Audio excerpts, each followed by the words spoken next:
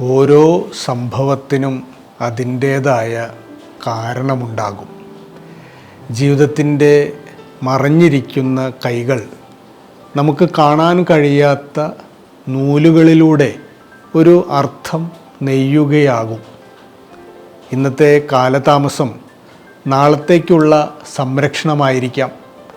നമ്മൾ കയറി ജീവിതത്തിൻ്റെ സ്ക്രിപ്റ്റ് എഴുതാതിരിക്കുക എന്നതാണ്. ഓരോ വിടവാങ്ങലും ഒരു പുതിയ തുടക്കത്തിൻ്റെ വിത്ത് വഹിക്കുന്നുണ്ട്. Just observe life, practice post button of mind, everything will be fine.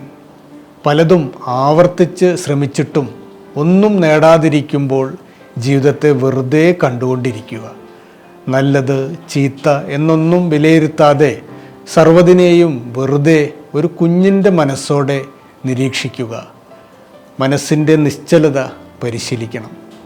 ജീവിതത്തിൽ കഷ്ടതകളും നഷ്ടങ്ങളും കുറച്ചൊക്കെ ഒന്ന് അനുഭവിക്കണം.